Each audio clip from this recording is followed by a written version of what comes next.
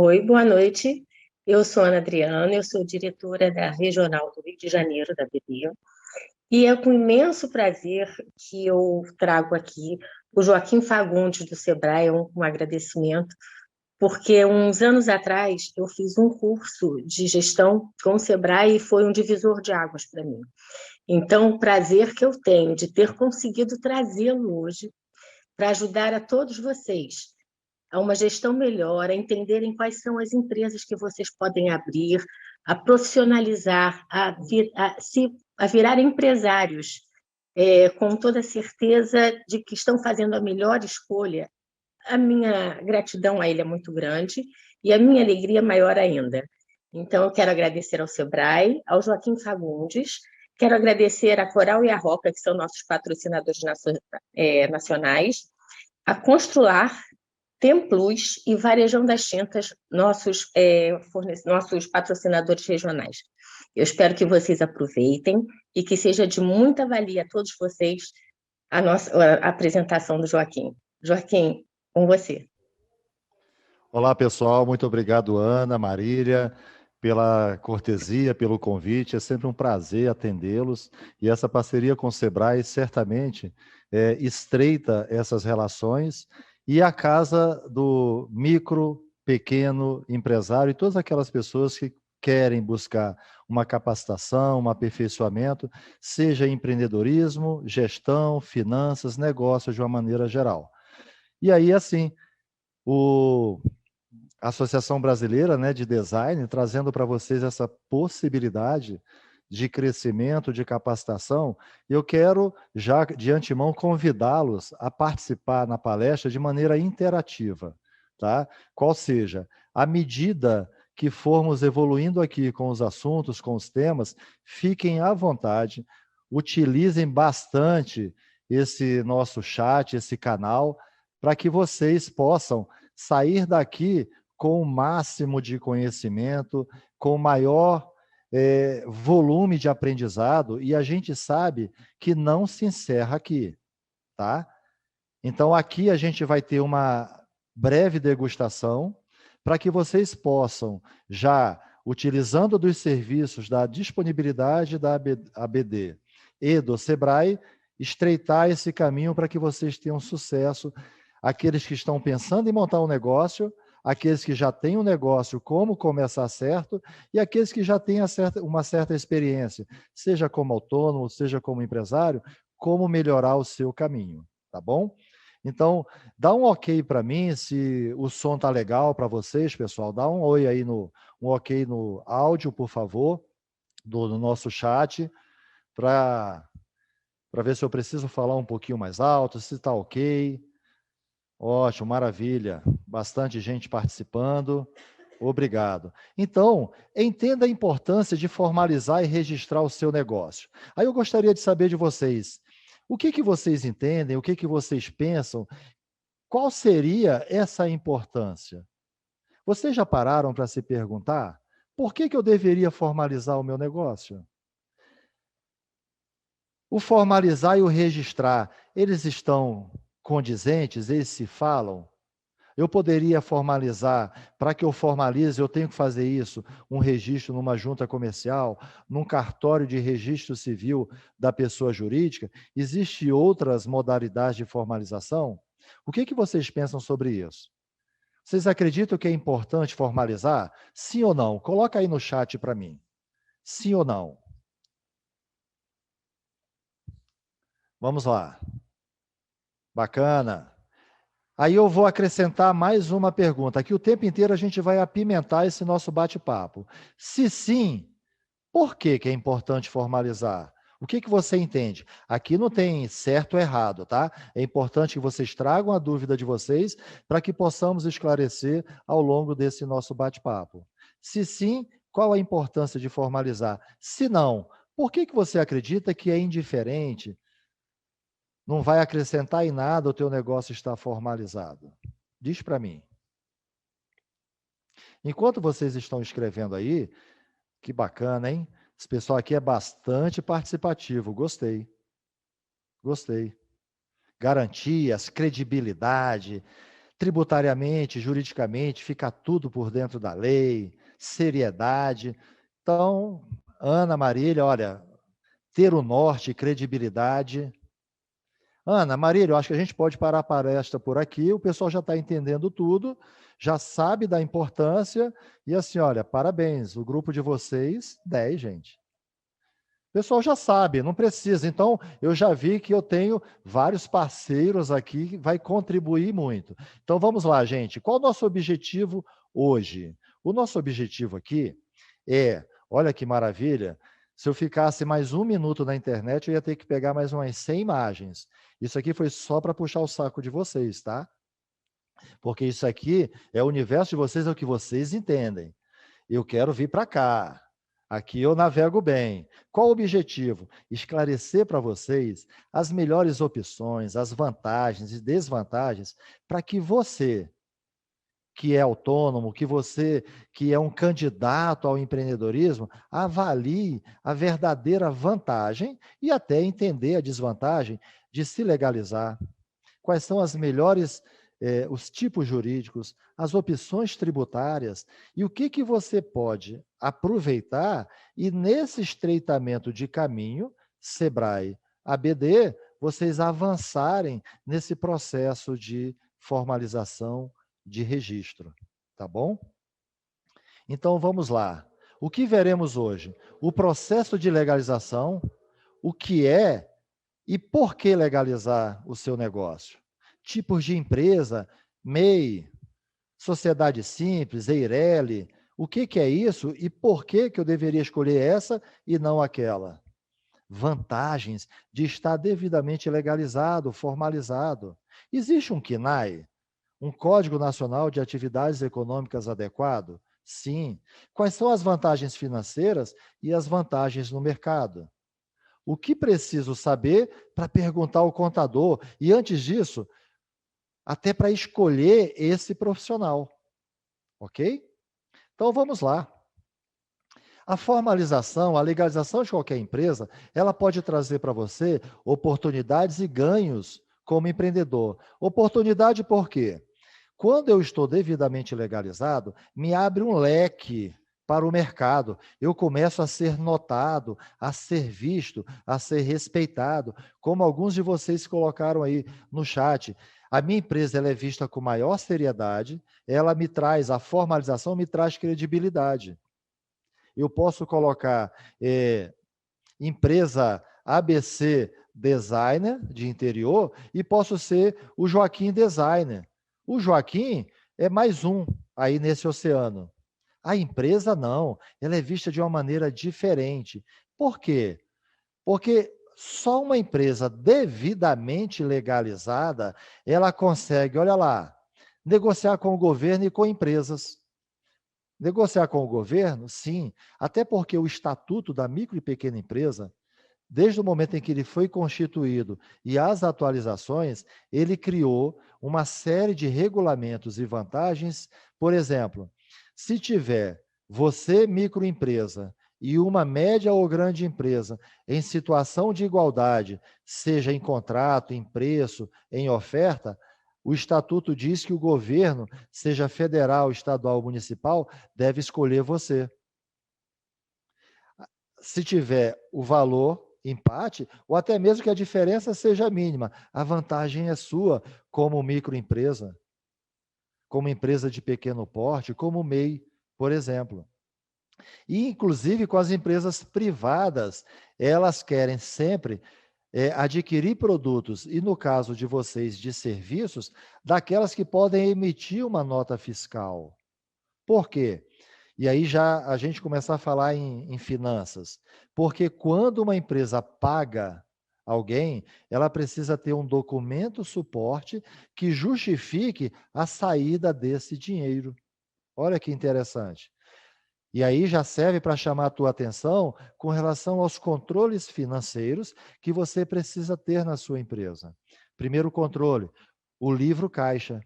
Embora o nome livro, pode ser uma planilha eletrônica de Excel, por exemplo, onde você vai controlar todas as entradas e saídas do seu negócio. Então, vantagem 1, eu consigo negociar melhor, eu tenho vantagens na minha negociação junto aos governos, seja federal, estadual ou municipal, e junto às empresas privadas, porque elas vão sempre preferir negociar de igual para igual, de CNPJ com CNPJ, ok?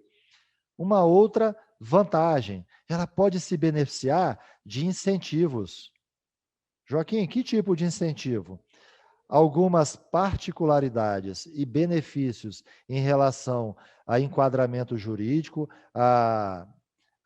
ao teu enquadramento e opção tributária, e aí daqui a pouco a gente vai falar sobre lucro real, lucro presumido e o simples nacional.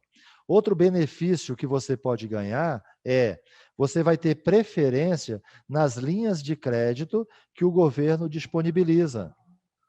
Por exemplo, para quem é devidamente legalizado, o Sebrae tem uma parceria junto à Caixa Econômica com uma linha de crédito chamada FAMP, que é o Fundo de Amparo à Micro e Pequena Empresa, onde você consegue adquirir linhas de crédito com juros incentivados, juros baixinhos.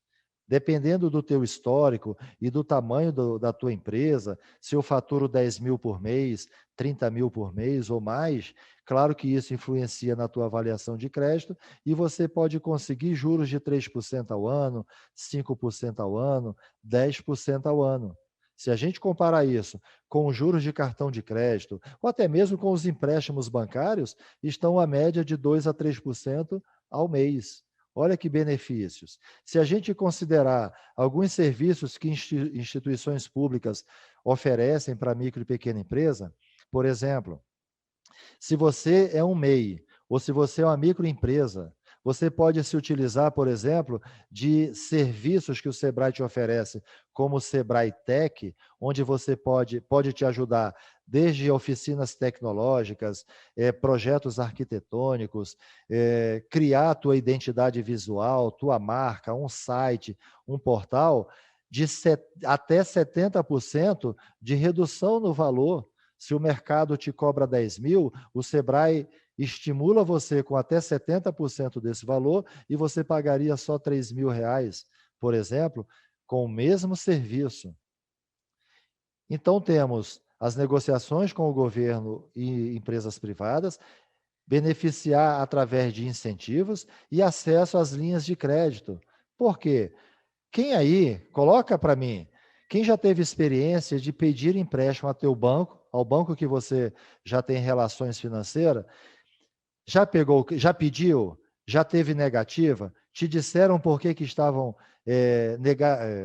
dando uma negativa para você ou não te concederam o crédito? Já fizeram isso? Ah, Joaquim, se a gente perguntar, isso falar de crédito bancário, esse pessoal só empresta dinheiro para quem não precisa de dinheiro, não é verdade?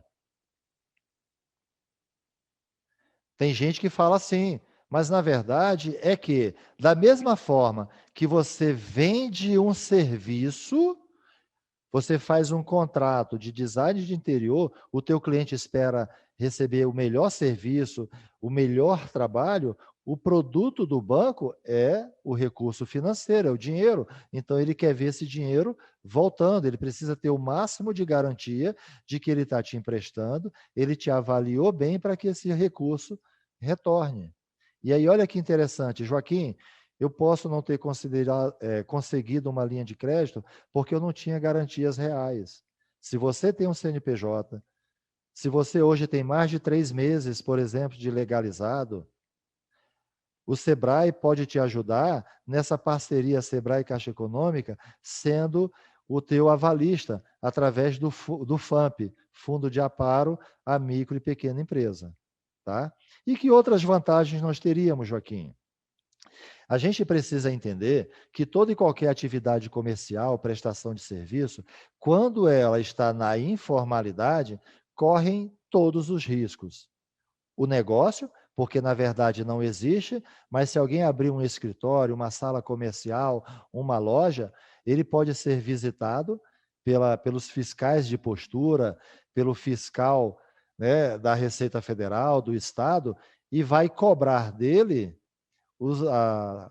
a documentação comprobatória de que ele é uma empresa legalizada. Senão, todo aquele produto ou o que ele tiver ali dentro pode ser recolhido pelo fisco municipal, estadual ou federal, haja vista que ele não existe como empresa. Logo, não pode estar estabelecido nesse ou naquele local, seja uma loja de rua, seja uma sala comercial. E eu poderia funcionar na minha casa? Sim, algumas atividades sim. No caso de vocês, a prestação de serviço de vocês pode, tá? E a gente vai ver isso daqui a pouco. Joaquim, quais seriam os riscos? Os proprietários daqueles negócios que não estão legalizados e estão funcionando, eles podem ser punidos severamente. Eu posso trabalhar como autônomo? Sim. Posso trabalhar um bombeiro hidráulico, um eletricista, até mesmo um arquiteto, até mesmo um profissional de design de interior. Só que ele não vai ter a mesma visibilidade e a mesma credibilidade. Agora, quando que este autônomo ele deixa de ser ilegal, vamos considerar assim, ou de estar prestando um serviço ilegal? Se ele emitir, pelo menos, recibo de pagamento como autônomo, e ele declare toda essa receita, todo esse ganho, no final do ano, na sua declaração do imposto de renda.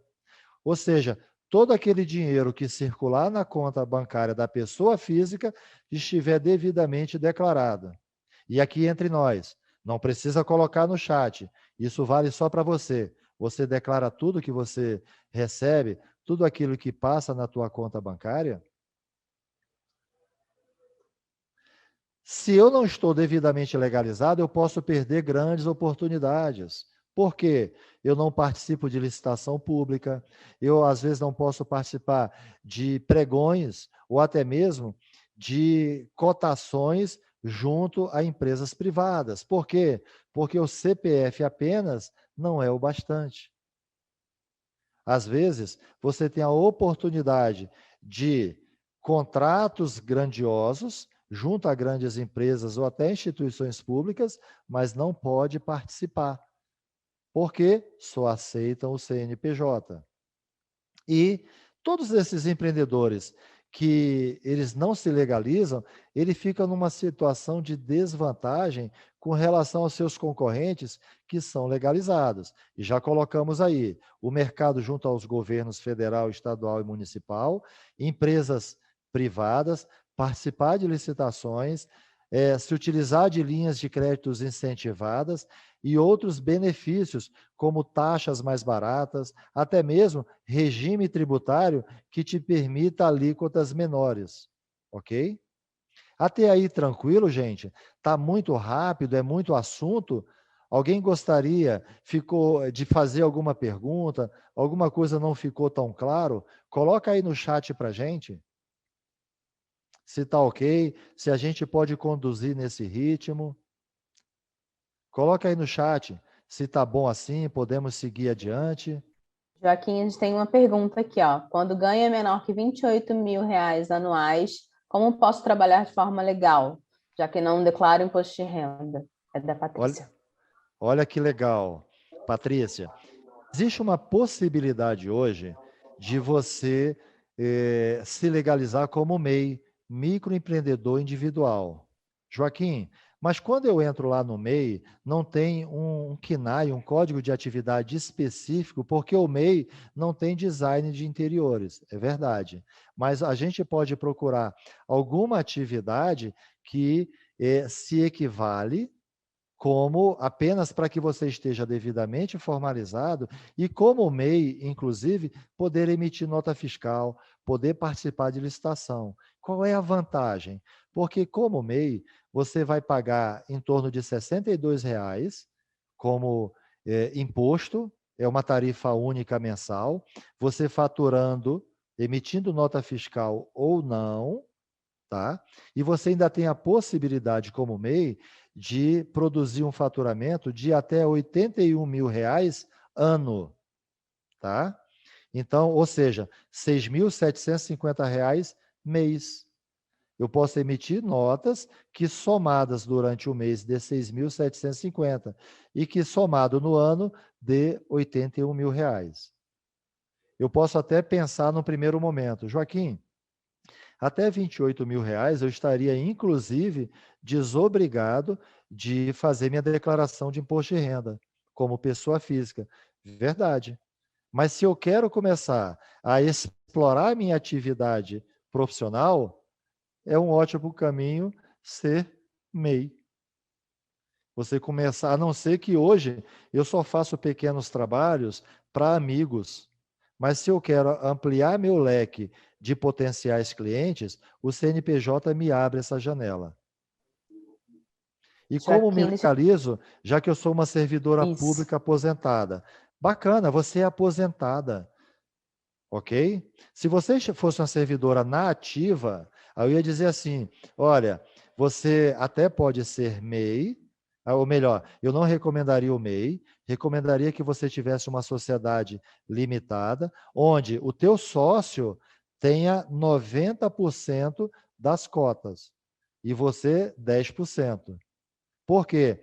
Porque o Estatuto do Servidor Público, ele limita a sua participação em qualquer tipo de empresa a 10%. Ou ele até diz que você pode ter uma participação maior, desde que você não tenha a, a gerência, a administração. Ou seja, você é sócio, mas você não assina pela empresa. Ok? São algumas particularidades. Você pode ter desta maneira. Ok?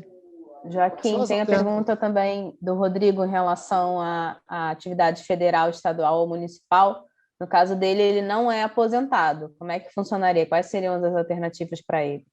Então, Rodrigo, aí você pode, como eu acabei de falar, você pode ser sócio numa empresa limitada, porém, você não é o administrador da empresa, ou seja, você não assina os documentos pertinentes à empresa, você não está no dia a dia da empresa. Então, o teu sócio é o administrador responsável. Aí você pode ter 10%, pode até ter mais, sem problema nenhum. Por exemplo, se a sua esposa, se você é casado, sua esposa não é servidora pública, pode ser 50-50, 90-10, pode ser 80-20, desde que ela, documento bancário ou os demais documentos da empresa, quem assinaria seria o sócio, o outro sócio, a outra sócia. Ok? Aí tem aqui o Fernando. E qual seria a taxa hoje praticada pela Caixa no caso de empréstimo? Aí, assim, hoje, em média, você vai ter entre juros, taxa Selic, etc., em torno de até 20% ao ano. Se você vê o cheque especial e o cartão de crédito, vai estar em torno de 12 a 15 ao mês. Só que assim, eu estou dizendo até. Por quê? Isso vale o tamanho da tua empresa, o teu histórico junto à instituição financeira, o teu faturamento mensal e a tua capacidade de pagamento. Ok, Rodrigo? Ok, Fernando? Patrícia? Pode sim, Lourdes, 50-50, se você é servidora pública, desde que você não seja a administradora. Andréia, sendo arquiteta especializada, aí você pode ter a tua empresa com o KNAI de arquiteta e também com o KNAI de design de interiores. A Receita Federal já previu um código de atividade econômica em nível nacional para os profissionais de design anterior. Tá? Josinete, e aposentada? Aposentada também pode ser sócio na empresa, tá? Aí você pode ser até um MEI, porque você já está aposentada, tá? Essa divisão que eu falei, 50-50, 90-10, só para quem é servidor público, federal, estadual, municipal, da ativa, ok? Tranquilamente. Bacana, gente. Pode ir colocando as dúvidas aí e nós vamos procurar responder ao longo do nosso bate-papo. Fiquem à vontade. É importante, então, como resumo dessa primeira etapa, entender que uma empresa, quando ela está devidamente constituída, ela passa a ter uma identidade. Quando você olha para ABD, você tem ali, olha na logo, você sabe que não é o Joaquim, que não é a Patrícia, não é a Ana que está por trás, é uma instituição que tem todo um corpo administrativo, que tem um corpo contábil, que tem uma estrutura por trás para atender esta empresa. Percebe? Então, você tem uma identidade que transmite seriedade, credibilidade, para que aquele tomador do teu serviço, ele se sinta seguro. Você pode ser estabelecido, ter uma sala comercial, um escritório de rua, e pode ser, inclusive, no endereço da sua casa. Mas você começa a se comunicar com o mercado de uma maneira profissional. Joaquim, tem algumas perguntas ainda aqui no chat. O Rodrigo pergunta, ainda sobre o servidor público que quer abrir empresa, em caso de falecimento do sócio, não servidor, com percentual majoritário que assina, o que fazer? Olha que coisa legal, Rodrigo. Se você tem a sociedade e ele já faleceu, tem a situação de inventário. A tua empresa vai fazer parte do inventário dele, porque a família tem o direito da participação dele, ok? Da mesma maneira que tem participação nos resultados, também, se a empresa estiver no vermelho, o sócio que saiu, a família teria que assumir. São direitos e deveres. Para isso, quando da constituição de uma empresa, é importante você deixar claro, e o novo Código Civil, a partir de 2002, ele já exige que no contrato social tenha uma cláusula onde você já pré-define direitos e deveres, no caso, seja de uma dissolução da sociedade por falecimento, tá? Ou um distrato, né, de comum acordo. Isso já tem que ser previsto lá. Tá ok? E aí sim, você pode até, se a família não abrir o inventário, aí você pode pleitear junto ao juízo que você continue funcionando, ou ainda, uma coisa legal que o novo Código Civil trouxe, um sócio pode demitir o outro sócio. Então, se o teu sócio faleceu e ninguém da família se habilitou a assumir a sociedade, então você pode solicitar judicialmente a interdição ou a exclusão daquele sócio, até que o inventário seja definido e as partes estejam devidamente cobertas, ok? Tainá, engenheiro civil com especialização em design interior e possui um sócio, pode ter MEI? Não. O MEI, ele não pode ser para quem tem uma profissão regulamentada, Tainá. O contador, o engenheiro, o advogado, o médico, o arquiteto, o advogado, ok? Não pode. A não ser que você se cadastrasse no MEI como artesão, como um profissional de eventos, tá? Mas aqueles que têm profissão devidamente regulamentada, não tem como ser MEI de engenharia, de arquitetura, ok? Não pode. Rodrigo, consegui te responder? A Ana, como poderia contratar design de interiores ou um arquiteto como MEI se essas atividades não são permitidas? Perfeito. Como MEI, ainda não pode. Mas e se eu quisesse? Aí teria que buscar uma das atividades previstas no MEI que se equivale à sua, para você ter o CNPJ. Só que na hora de você apresentar o teu portfólio, você tem que informar que além daquela atividade principal, você também presta o serviço como designer. Então, coloca aí para mim, Rodrigo, qual é a sua dúvida? O que não ficou claro para ti? Tá bom? Pode escrever. Enquanto você escreve, gente, eu vou continuar aqui para que a gente possa, de repente, a tua dúvida pode estar sendo respondida no próximo slide. E aí, olha lá, é importante entender o seu papel como empresário, o seu papel enquanto empresa. Por quê? Porque mais do que lucro, que é o objetivo principal do empresário, é a responsabilidade social do negócio, que é geração de trabalho e renda.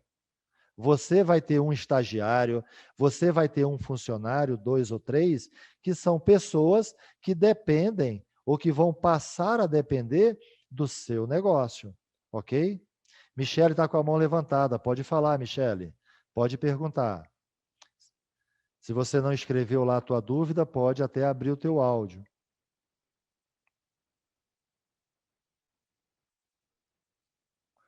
Pode seguir, então, Michele.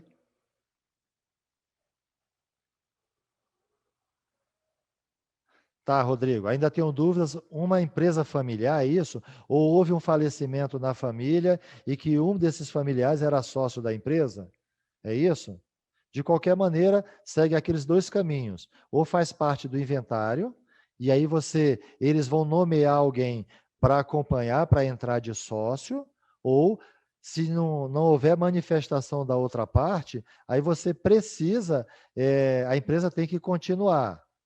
Você vai pedir autorização para continuar funcionando juridicamente, inclusive. Ou você pode, numa situação mais, como é que eu diria, mais radical, eu paraliso essa atividade e posso abrir uma outra empresa. Por quê? Eu vivo desse negócio, eu preciso continuar funcionando. E a tua prestação de contas para com o teu sócio vai ser naquele momento. Ou seja, aconteceu o falecimento, pede ao contador para elaborar um balanço especial naquela data, para já estar definido ali o valor do patrimônio a ser dividido entre as partes, ok?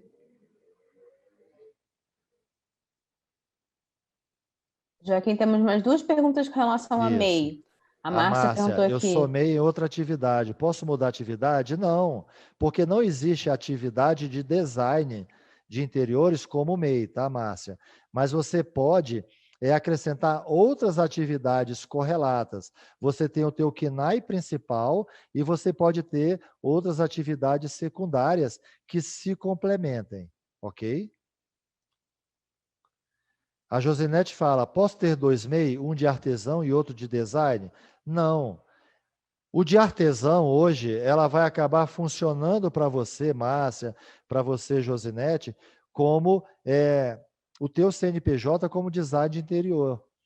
Porém, o recomendável é até que você criasse uma empresa, aí pode ser uma sociedade limitada unipessoal, de um só, onde você já teria ali o teu Código Nacional de Atividade como designer de interiores. Aí já estaria ótimo. Joaquim, mas eu faturo pouco. Perfeito. Mas no caso da empresa de design de interiores, você também só vai pagar imposto se você emitir nota, se você tiver faturamento. Se você não tiver faturamento naquele mês, é 0 de imposto. Enquanto que no MEI, você faturando ou não, emitindo nota ou não, você paga os R$ 62. Ok, pessoal? Aí a Ana colocou assim, já sou pessoa jurídica, minha empresa é uma limitada ME. Minha irmã também é designer, mas agora quer seguir carreira solo. Qual seria a melhor alternativa para mim neste caso? Se a tua empresa é PJ, né, você e tua irmã, e ela quer sair, aí você pode transformar essa tua PJ numa unipessoal, ou seja, empresa de um só. Por quê? Você tem a unipessoal, onde você não tem obrigatoriedade de ter um capital social grande, de 10 mil, 20 mil, 100 mil, diferentemente de uma EIRELI, por exemplo, que você tem a obrigação de comprovar, de disponibilizar um capital social equivalente a 100 salários mínimos, por exemplo. Tá? Então, a minha empresa são 2, são 3, são 10, não importa. Se todo mundo quer sair, vou ficar sozinha, eu transformo aquela sociedade limitada ME numa sociedade limitada unipessoal, sociedade de apenas um. Tá ok, gente? André, agora não entendi. Se sou arquiteta e abro um MEI como atividade relacionada, mesmo assim posso emitir uma nota com o CNPJ que não responde à atividade? Olha só, a nota fiscal, Andréia, ela tem que ser relativa ao serviço que você faz. Se eu estou cadastrada no MEI como artesã, a minha nota fiscal vai ser de artesã. Se eu estou lá como prestação de serviço de eventos e etc., a minha nota fiscal vai ser de realização de eventos, não de arquiteto. Por quê? Porque não tem esta atividade lá credenciada ou cadastrada no MEI. Ou seja, a atividade arquitetura, a atividade engenharia, atividade contabilidade, advocacia, medicina, odontologia, volto a dizer, toda e qualquer atividade que tem um conselho de classe para que ela possa ser habilitada para aquela profissão, não pode ser MEI. Não pode emitir uma nota, projeto arquitetônico ou uma planta, não pode. Ok? Não pode. Quais as opções para ser MEI? Gente, tem N atividades, tá?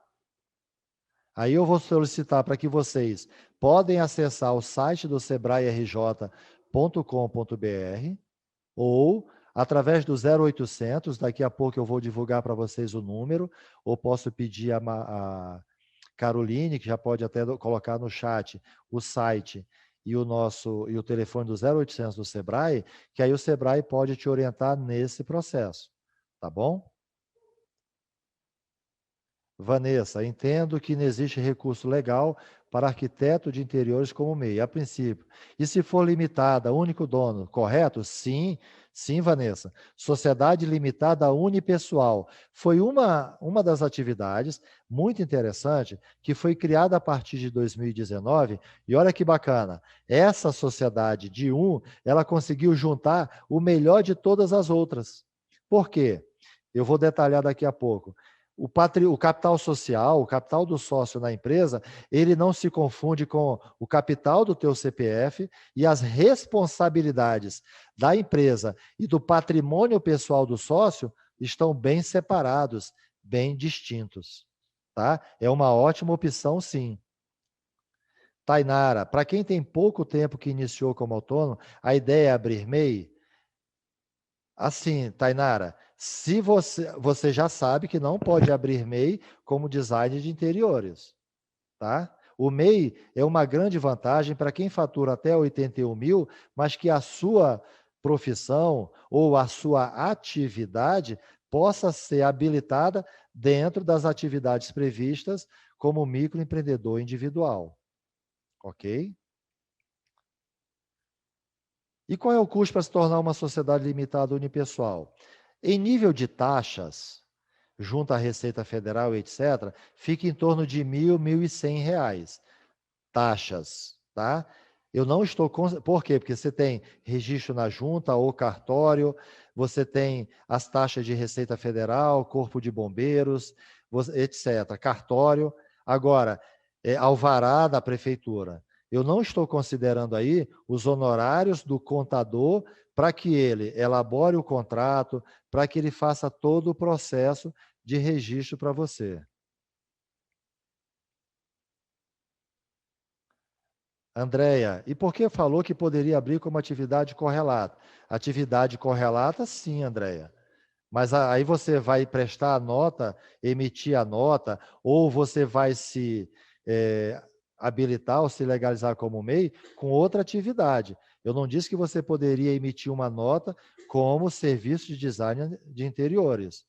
É assim, se eu faturo até 28 mil, quero legalizar essa receita para andar legal com o fisco, é uma excelente opção. Mas nada impede de que você abra, né, como uma sociedade limitada unipessoal, onde você vai pagar o imposto somente naqueles meses em que você tiver faturamento. Sim, Marília, vou. Quanto à impressão de uma nota fiscal unipessoal, quando você se legaliza, Josinete, aí automaticamente, quando é feito todo o processo, você também se cadastra junto à prefeitura. No caso do Rio de Janeiro, vai ter a nota fiscal carioca ou nota carioca. Aí você automaticamente já entra no site da Prefeitura do Rio de Janeiro, se você for de Niterói, na Prefeitura do Rio, se você for de Nova Friburgo, Petrópolis, na Prefeitura local, e já emite a nota eletronicamente direto no site da Prefeitura. Naira, uma dúvida, o MEI permite emitir nota fiscal mês até 6.750, perfeito. E se um mês você ultrapassou, paga algo além? Não. Desde que, Naira, no ano, você não ultrapasse R$81 mil. Joaquim, se em 6 meses, como MEI, eu atingi 81, e como é que eu faço agora, de julho para frente? Você automaticamente, você vai informar para a Receita Federal que você está se desenquadrando de MEI e indo para o Simples Nacional. Aí você vai pedir para fazer a migração ou para uma sociedade unipessoal, porque você vai continuar com um só. Mas eu queria aproveitar e colocar mais uma pessoa como sócio. Aí eu tenho que dar baixa no MEI e abrir uma sociedade limitada, ok? Dou baixa no MEI e faço uma limitada com 2 ou mais sócios. Se eu quero continuar sozinho, aí eu faço a migração de MEI para uma sociedade limitada unipessoal ou apenas um dono. Ok? Ok, Vanessa? Uma sociedade limitada unipessoal paga imposto mesmo sem faturar? Não. Quando se fala em faturamento, é emissão de notas fiscais. Tá? O faturamento é o somatório de todas as notas fiscais de serviços que eu prestei naquele mês e eu emiti a nota fiscal. Se não emitiu nota fiscal, não tem que falar em pagamento de imposto. A base de cálculo do imposto é a emissão da nota fiscal. Ok? Sou designer de interiores, mas trabalho com eventos. Eu posso ter, sim, um MEI de promotor de eventos, posso ter o MEI. Então, a nota fiscal vai ser sempre de eventos, realização de eventos, organização de eventos, prestação de serviço de preparação de eventos, consultoria lá no evento. Ok, Dani? Agora, eu posso ter uma sociedade unipessoal, sociedade limitada unipessoal, como design de interiores, como serviço de eventos, entre outras. Eu posso ter a principal, que é eventos, ou a principal, que é design de interiores, e ter outros códigos de atividades secundárias. 1, 2, 10, uma dúzia. Não importa. Ok? Legal, Andréia. Não sai daqui com dúvida, tá? Quanto tempo, em média, demora para abrir uma limitada unipessoal? Vanessa, pode demorar 72 horas, pode demorar um dia, como pode demorar 30 dias, tá? Qual é a diferença? Primeiro, você pode legalizar sua empresa entrando diretamente no site da junta comercial. E você seguir o passo a passo ali. Para isso, para que seja em um dia ou até mesmo em questão de horas, o importante é que você entre lá e veja toda a documentação que eles exigem. Prepare a documentação, ok? E aí, com essa documentação na mão, você vai fazendo o cadastro, que ele é bem interativo, lá na junta comercial ou na rede Zin, que daqui a pouco eu passo o endereço eletrônico para vocês, ou da junta comercial, a juserja.gov.br, tá bom? O Sebrae também pode te ajudar nesse processo, te dizer qual é o passo a passo. Você, por exemplo, pode contratar um profissional, um contador para isso, o serviço de um contador, serviço profissional. Como você pode também acessar o site do Conselho Regional de Contabilidade do Rio de Janeiro e ter ali alguns modelos de plano de negócio, de contrato social, já todo de acordo com o novo Código Civil. Preencher e aí sim, você faz todo esse processo e solicitar a revisão, seja de um advogado ou, melhor, de um contador. Pode negociar fazer aí uma legalização interativa e pagar um pouco menos. Qual o imposto que uma sociedade unipessoal paga? Assim, Vanessa, você vai começar com 4% em cima da nota fiscal que você emitiu, mês a mês. Ok? Aí, assim, não é o valor, é o percentual. Que o percentual é fixo no início, até um faturamento de R$180 mil ano. Você paga 4%. De 180 a 360, 6%.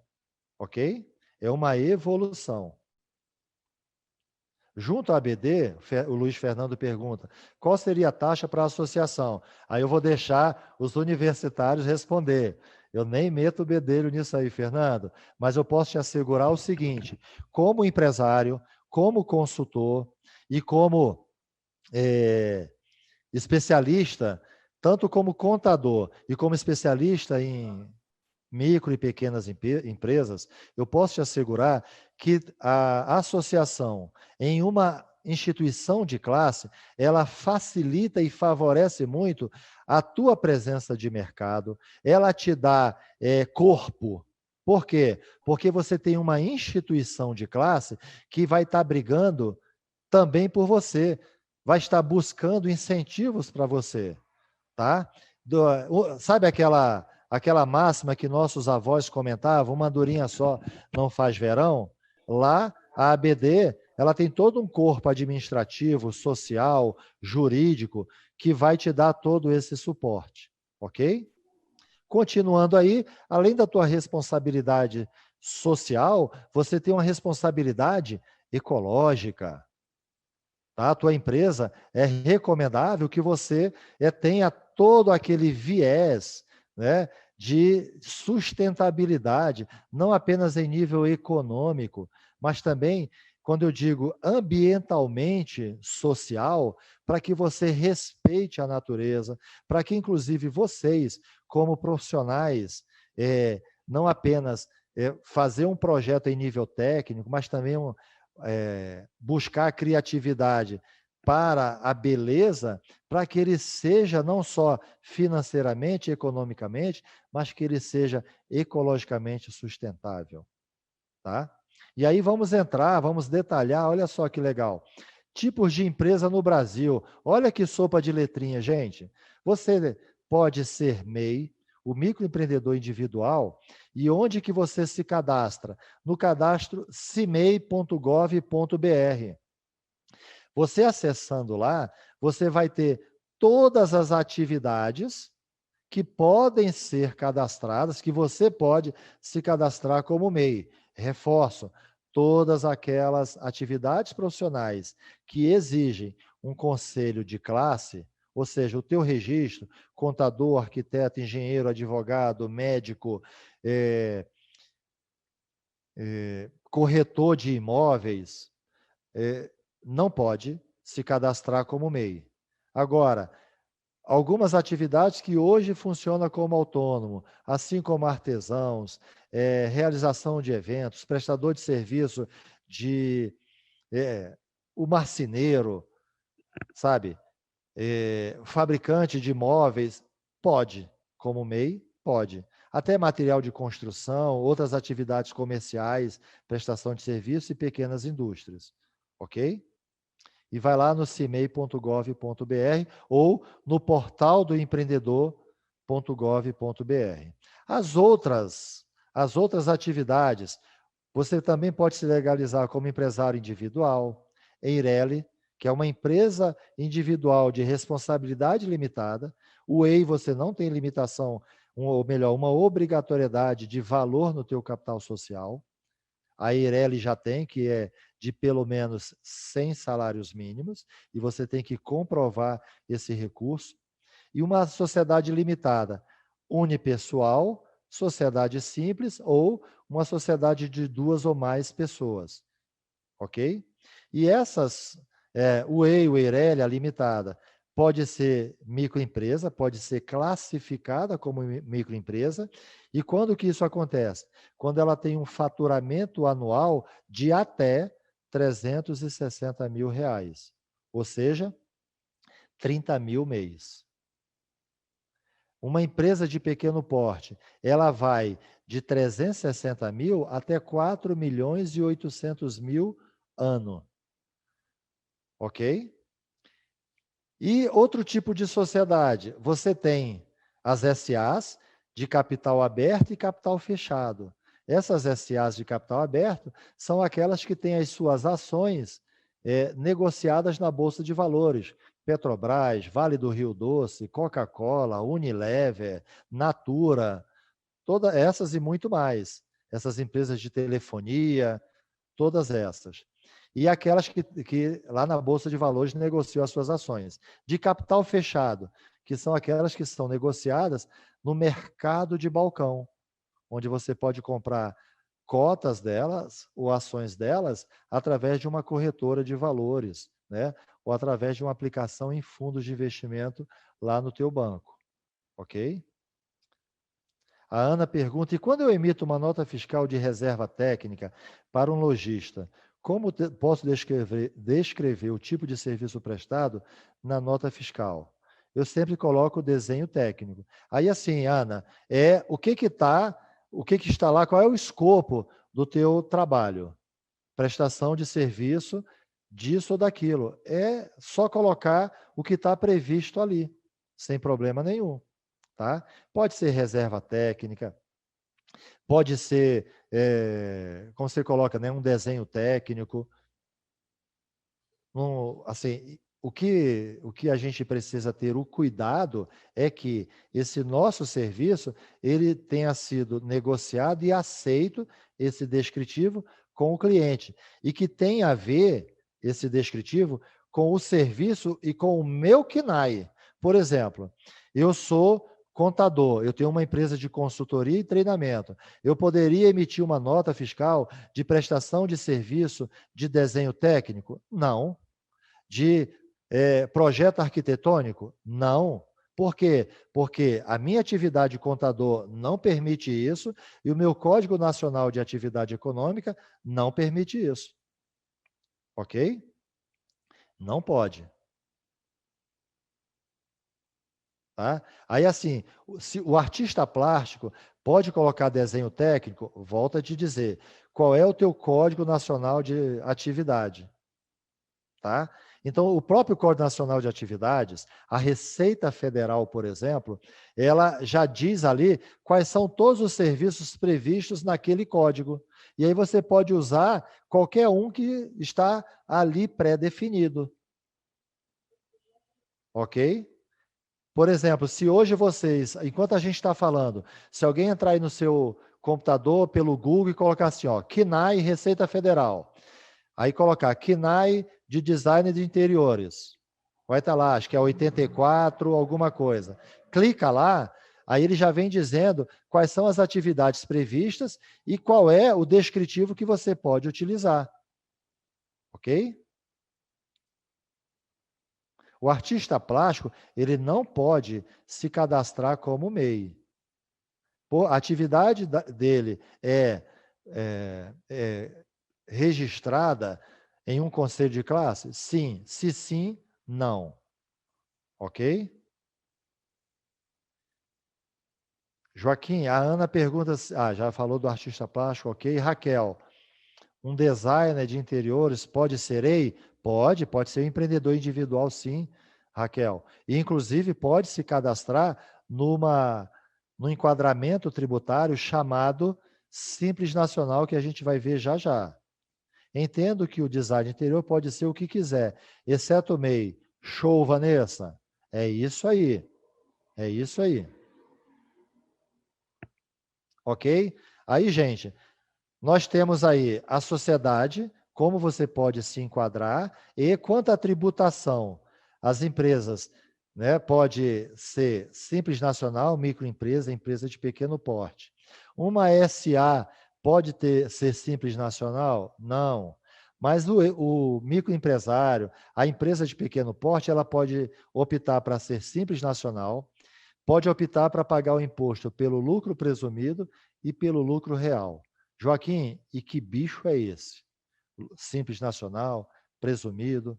É KNAE. No lugar do I, coloca o E, por favor, Vanessa. Fica melhor para você achar lá. Aí você vai ver lá a classe, isso, KNAE, assim mesmo. Aí você vai ver a classe, e aí ele vai dar lá 8407 alguma coisa, e tem esse descritivo. Tá? Achando lá, traz para cá para o chat, que ajuda a gente aqui, inclusive, a compartilhar com os colegas. Então, vamos detalhar essa sopa de letrinha, gente? Vamos lá? Escolha do tipo de empresa. Olha só. No Brasil, um negócio pode se enquadrar em diversas categorias.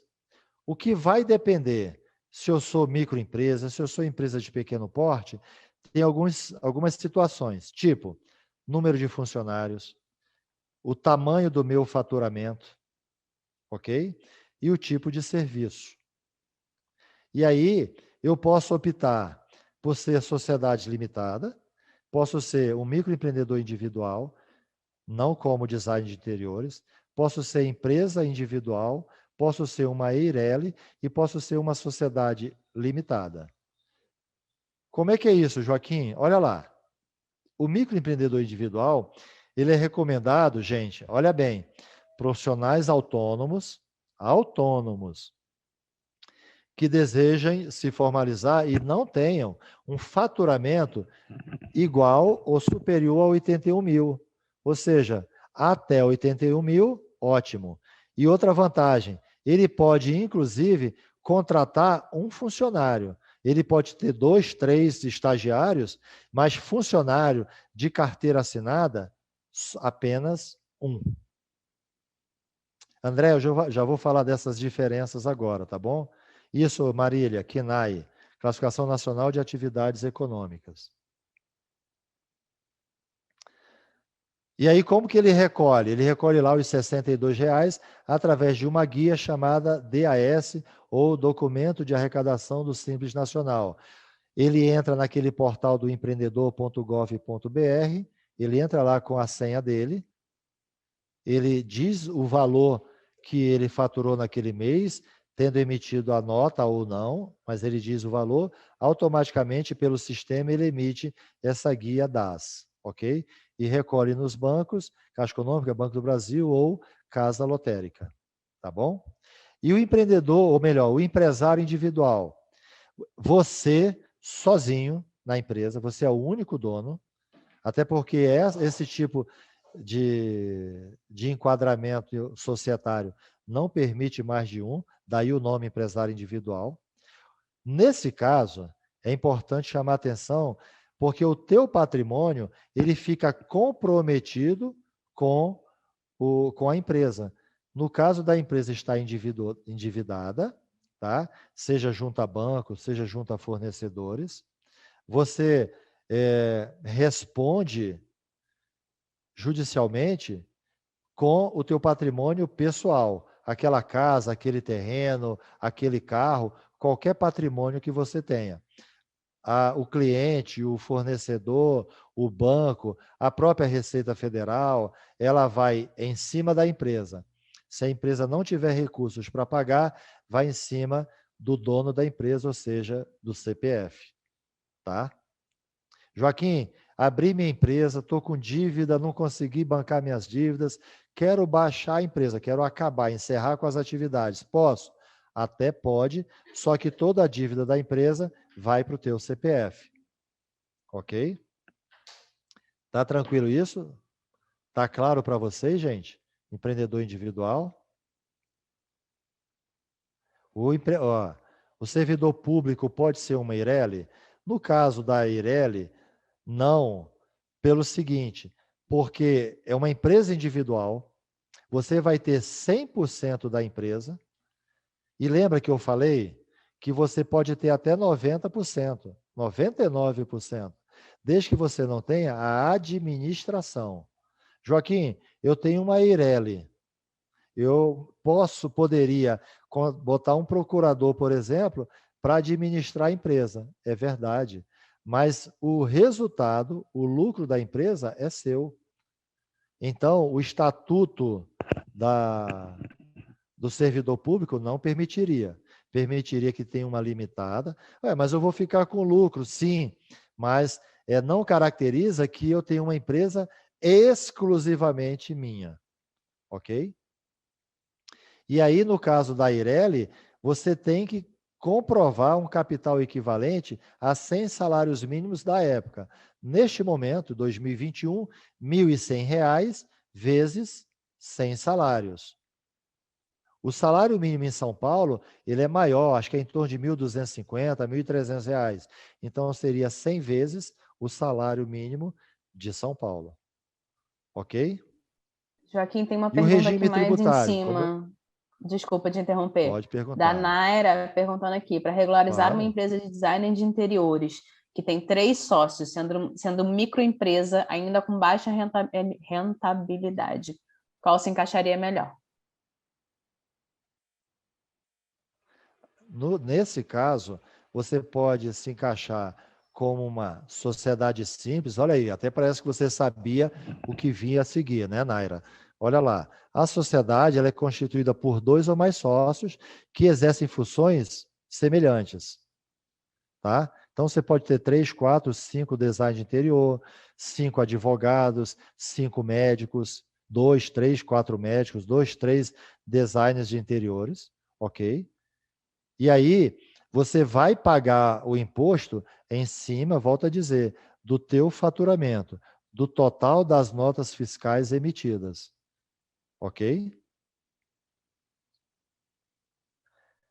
No caso da sociedade limitada unipessoal, ela é empresa que só apenas de uma pessoa, ela não permite outros sócios, ok? E lembra que eu falei?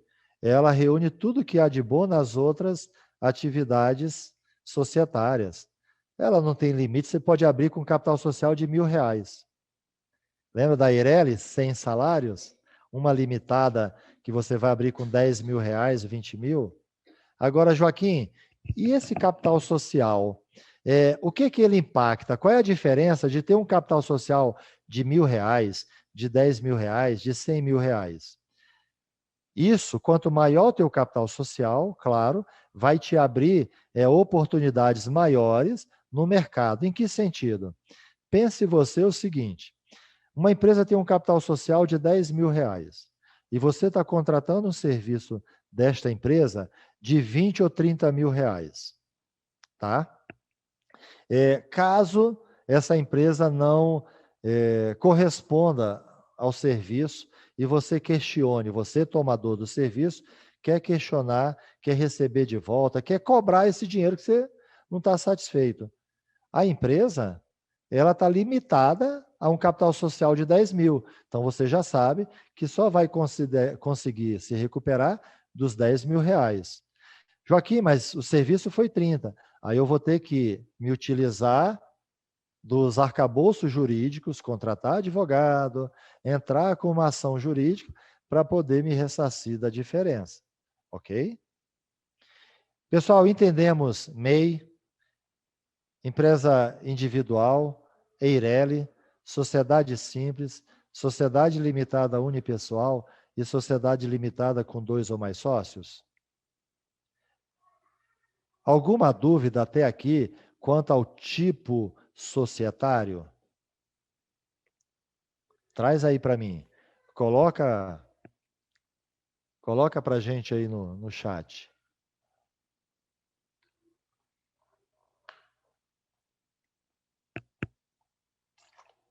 A Tainara pergunta aqui, ó. Isso. O ideal seria um EI? Tainara, um EI, sim, tranquilamente. Porém, considerando que você, como empresário individual, você se compromete com o teu patrimônio pessoal nas responsabilidades da empresa. Eu abriria uma sociedade limitada unipessoal, tá?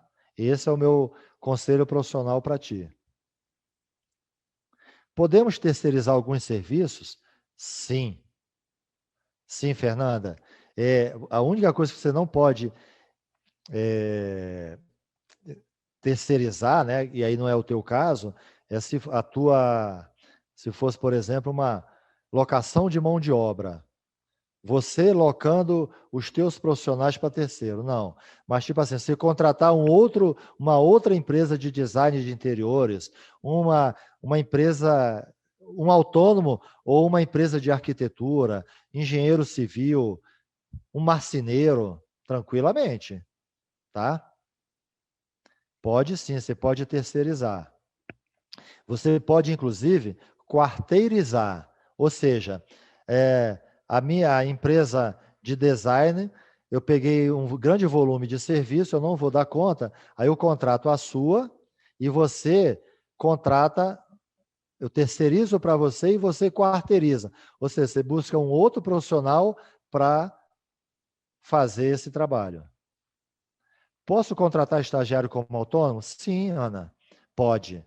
Aí, assim, o que eu recomendo é que você, seja você autônomo ou você legalizado com CNPJ, que você busque, por exemplo, o CIEE, o Centro de Integração Empresa-Escola, ou a Fundação Moody's, que são instituições especializadas em fornecimento de estagiários, onde eles ali já selecionam, inclusive treinam os estagiários e vão te dar, vão fazer a triangulação entre você, empresa, a Fundação Moody's, que está te fornecendo o estagiário, e a universidade.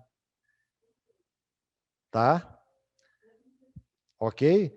Aí, assim, onde eu falei treina, entenda o seguinte: na verdade, ela seleciona de acordo com o perfil que você está buscando.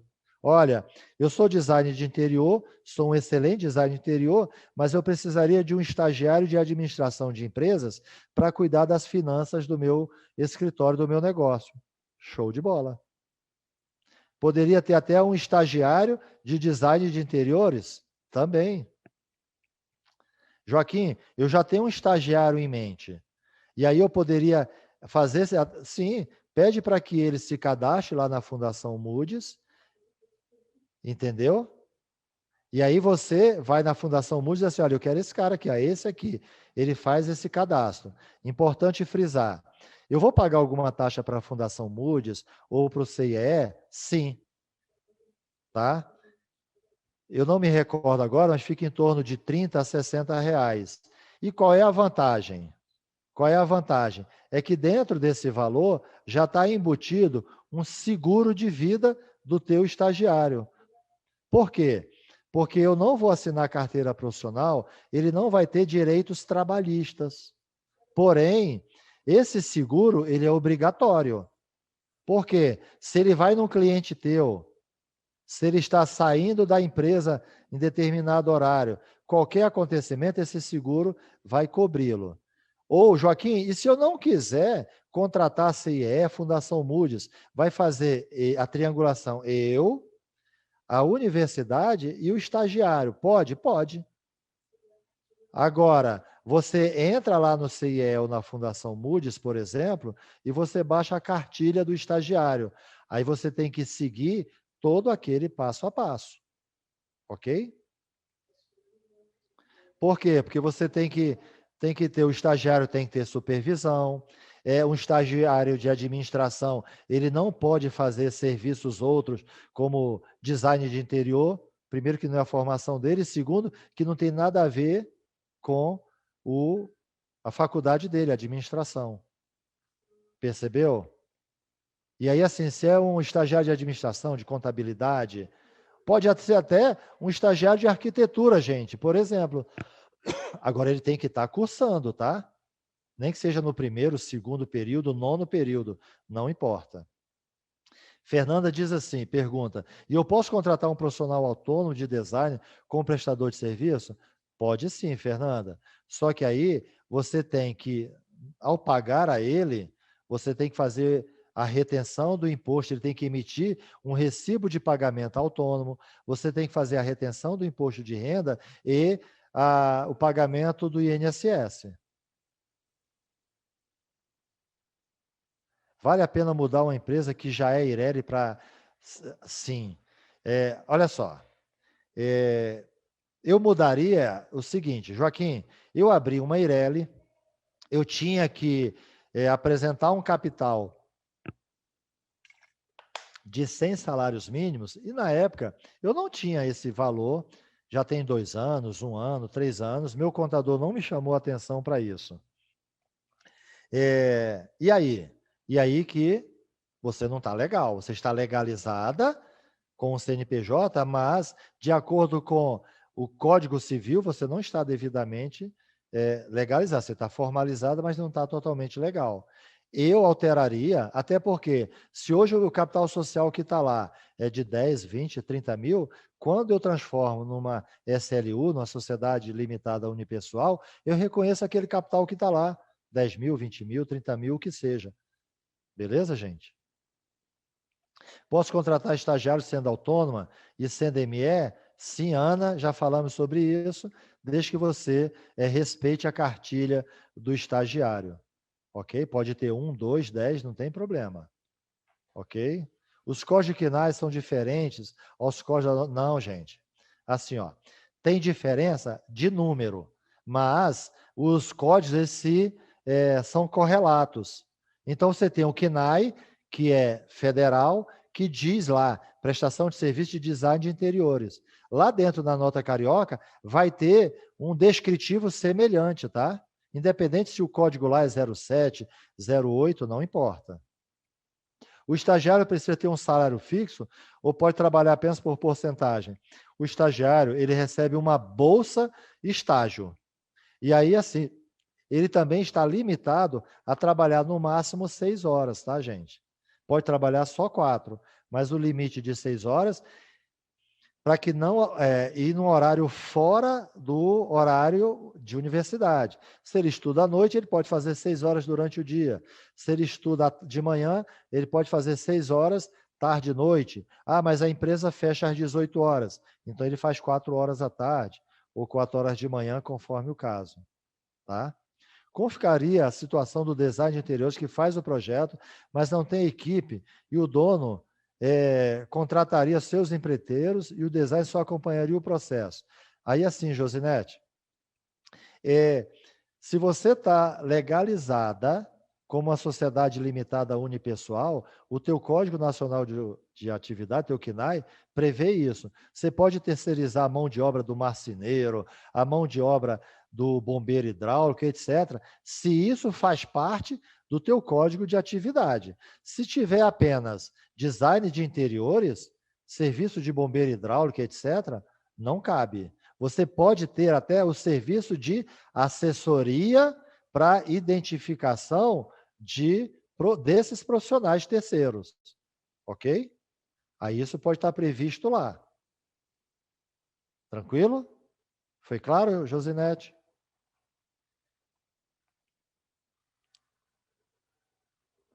Então, gente, tranquilo aí com relação a tipos de empresa para sociedades empresárias? Bacana. Vanessa, Fernando, ok. Vou seguir adiante. Vai colocando as dúvidas aí, hein, gente? Vai colocando.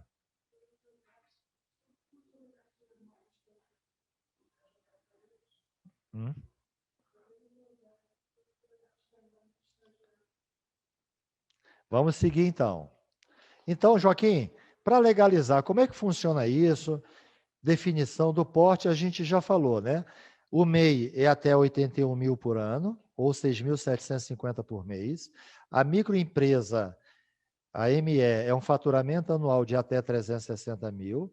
A empresa de pequeno porte, EPP, de 360.001 até 4 milhões e 800 mil ano. E os demais, seja lucro presumido ou lucro real, sociedade anônima, etc., faturamento anual superior a 4 milhões e 800 mil.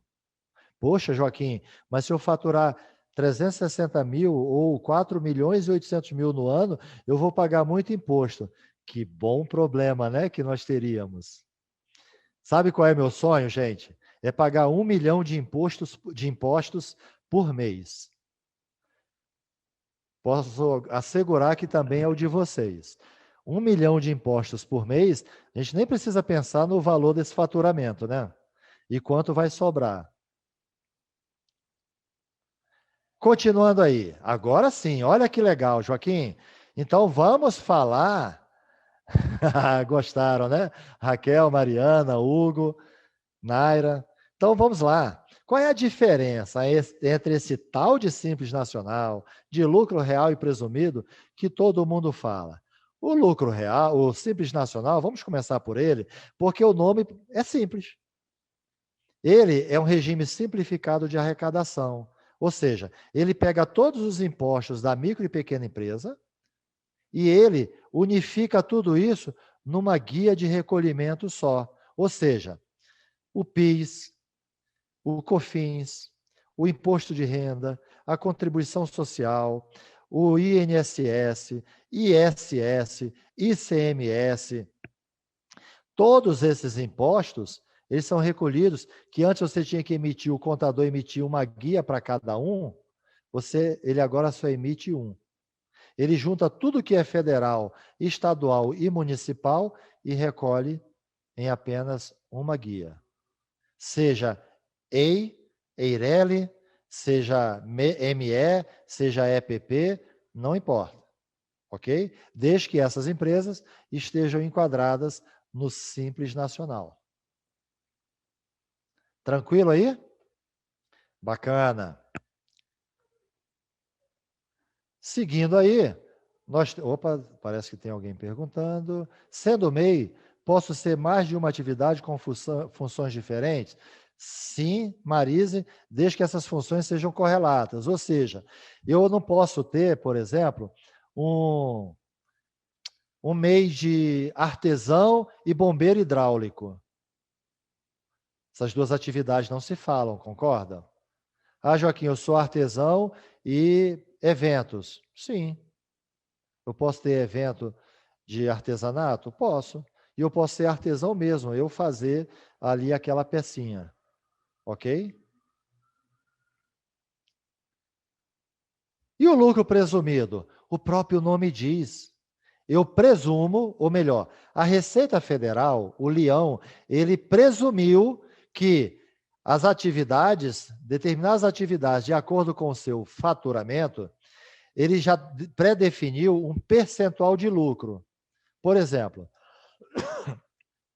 dentistas, médicos. O governo diz que um arquiteto, um engenheiro, por exemplo, o governo diz assim, olha, em cima do teu faturamento, 16% desse faturamento é lucro. E em cima do 16%, ele calcula todos os impostos. No meu caso, empresa de consultoria e treinamento, o governo diz, não só, qualquer empresa de consultoria, o governo diz que 32% do meu faturamento, ou seja, do total das minhas notas fiscais emitidas, é lucro. E aí eu pago o imposto em cima disso. Em cima desse 32%, eu pago todos os impostos. Ok? Vejam aí que as alíquotas de imposto variam de 10,93%, ou seja, 11%, a 16,33% do teu faturamento. Se eu faturo 100 mil, dependendo da atividade, 11% eu vou pagar 11 mil reais ao Leão. Ok? Ou, no caso das consultorias, por exemplo, pagariam 16%, 16,33% em cima do faturamento. Até aí tranquilo, gente? Ficou claro o que é lucro simples nacional e lucro presumido? Daqui a pouco eu vou botar número nisso aí, que talvez facilite o entendimento, tá bom? Vamos para o lucro real. Presumido, o leão, ou seja, o governo presume quanto é o teu lucro. No caso do lucro real, o próprio nome diz, o lucro tem que ser real. Ou seja, eu vou pagar todos os meus impostos em cima do que realmente eu lucrei. Ou seja, se eu faturo 100 mil reais, desses 100 mil de faturamento, eu vou deduzir minha folha de pagamento, meu aluguel, água, luz, telefone, todos os encargos tributários, todas as minhas despesas fixas, todos os meus custos variáveis da empresa. No final, sobrou R$10.000. Aí eu pago o imposto de renda e a contribuição social em cima desses R$10.000. Joaquim, e se esse mês eu tiver prejuízo? Aí você não paga o imposto de renda nem a contribuição social. Por quê? Porque esses dois impostos são em cima do lucro. Porém, eu vou pagar o PIS, eu vou pagar a COFINS e eu vou pagar o ISS, porque são impostos que incidem sobre o faturamento, não sobre o lucro. Ok? Já volto, Carla. A Josinete pergunta, e como fica o imposto de renda do aposentado superior a 28 mil? E a empresa limitada unipessoal, caso receba... Olha só, Josinete, nós temos duas coisas distintas. Uma coisa é a Josinete, aposentada, que o rendimento dela, como aposentada, é de 28 mil. A gente não tem que falar nada de imposto de renda, por quê? Porque esse valor, a instituição que ela presta o serviço já declarou isso lá para a Receita Federal. Então, não tem imposto em cima disso, dessa aposentadoria, por exemplo. Tá? Agora, a que tem uma empresa e que a sua empresa lucra acima de 1.000, 2.000, 10.000, 100.000, não importa. O que ela tira da empresa como lucro também não paga imposto. Agora, o que ela retira da empresa como prolabore, aí esse paga imposto sim, dependendo do valor. Entendeu, Josinete? O lucro da empresa que é distribuído ao sócio lá no sócio, na declaração do imposto de renda do sócio, não paga imposto. Ele só paga imposto na empresa. Tá claro isso, gente? Tá claro isso, gente? Vou voltar no simples. Qual é a dúvida do simples? Coloca aí para mim. Simples Nacional, ele unifica todos os impostos, PIS, COFINS, imposto de renda, contribuição social, INSS, ICMS, ISS, todos numa guia só.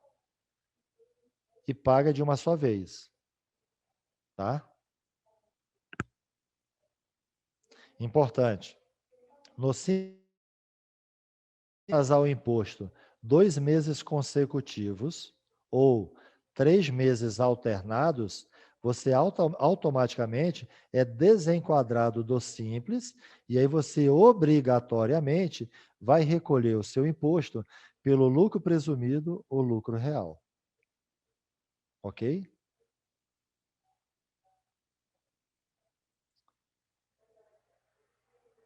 Josinete, não saia com dúvida. Não entendeu? Pergunta, pergunta e pergunta, tá bom? Vamos lá, Vanessa. Simples Nacional. São cerca de 8 tributos da empresa. Os tributos federais, imposto de renda, contribuição social, PIS, COFINS e INSS, sobre a folha de pagamento, junto com ICMS, que é estadual. No caso de vocês, o ISS, que é municipal, você vai pagar todos eles numa guia só de recolhimento, chamado DARF, D-A-R-F de faca, ok? Se porventura você atrasar o pagamento do seu imposto por 2 meses consecutivos ou 3 meses alternados, você automaticamente é desenquadrada do Simples Nacional e, obrigatoriamente, você passa a ter que recolher o seu imposto pelo lucro presumido ou pelo lucro real. A carga tributária fica mais... Bacana, Josinete, é assim mesmo. Assim, ó, é bom você estar aqui e essa apresentação ela vai ser disponibilizada pela ABD para consultas, ok? E assim como essa, vocês terão outras palestras de capacitação e eu acredito que dentro dessa parceria da ABD com o Sebrae também vai ser prevista uma programação de treinamentos, oficinas, para outras, para direcionar o entendimento de vocês para a gestão da pequena empresa, para a gestão financeira, administrativa, ok? Para o mercado de uma maneira geral. A Ana fala assim, tá, bacana, vai ficar gravada assim, beleza. Tranquilo aí? Entendemos o simples? Legal, Rodrigo, Hugo, maravilha. Isso é parceria. Então, vamos lá. Aí, olha lá, agora vamos fazer um comparativo. Né? Alguém deve estar se perguntando. Então, para mim, eu já escolhi o Simples Nacional, é o melhor. Olha, lembrando que o Simples Nacional, você só pode faturar até 4 milhões e 800 mil ano, enquanto que... E ter apenas, ter sócio, um sócio pessoa jurídica. Você não pode. Ou seja, abrir uma sociedade, o Joaquim e o Rodrigo, o Joaquim e a Ana, o Joaquim e a Vanessa e o Rodrigo, ou a Vanessa, o Rodrigo, a Naira, a Josinete, pode. Agora, por exemplo, abrir a empresa Vanessa e ABC Designers Limitada ser sócio da Vanessa, não pode. Um CNPJ não pode ser sócio de um CPF, se você quiser se enquadrar como Simples Nacional. Agora, tanto no lucro presumido ou no lucro real, se são 2 ou mais pessoas, 2 ou mais CPFs, ou 2 ou mais CNPJ, ou CNPJ e CPF serem sócios, não tem problema nenhum, ok? Joaquim, e todo mundo pode ser lucro presumido? Todo mundo, exceto bancos comerciais, bancos de investimento e seguradora. Banco do Brasil, Caixa Econômica, Santander, não pode. Bancos de investimento, Pactual, não pode. Seguradoras, Sul América e etc., não pode. E lucro real, toda e qualquer empresa, inclusive a minha de design de interiores. Se eu montar, mesmo com faturamento de 10 mil reais, 30 mil reais, 100, ou 200 milhões por ano. Ok, pessoal? Deu para a gente perceber os impeditivos entre um e outro? Continuando aí, olha lá. Agora vamos começar a colocar valor. Vamos começar a trabalhar dentro desses comparativos para a gente entender. Então, vamos lá. Uma empresa... Deixa eu ver o que perguntaram aqui. Ah, legal, Josnete. Aí, assim, uma empresa, no Simples Nacional, com faturamento de R$ 4.800, ela vai recolher o imposto todo mês. Em regra geral, todo dia 20 de cada mês, ela tem que pagar o Simples Nacional. Já pelo lucro presumido, ela vai pagar o imposto trimestralmente. Ou seja, janeiro, fevereiro e março, ela pode pagar até o último dia útil de abril. Abril, maio, junho, até o último dia útil de julho. E assim sucessivamente. Joaquim, e se eu, lucro presumido, quiser pagar mensalmente, para não pesar tanto no meu fluxo de caixa, posso? Pode. Pode. Todos os impostos você pode pagar mensal. Você tem essa possibilidade, esse benefício, no caso do lucro real, do lucro presumido e do lucro real, de fazer trimestral. E no lucro real, você recolhe trimestral ou você recolhe mensal e você faz o ajuste do imposto no final do ano, na sua declaração do imposto de renda da empresa, ok? E qual é a base de cálculo desse imposto? Como que eu vou saber quanto pagar?